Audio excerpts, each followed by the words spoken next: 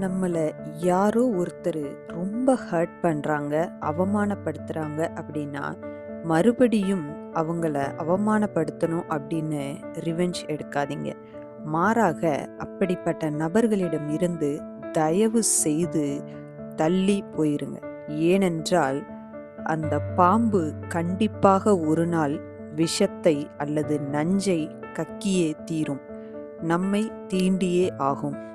பல அடி தூரம் கைகோர்த்து சென்று சிந்திப்பதை விட இன்றே இப்பொழுதே விலகிருங்க.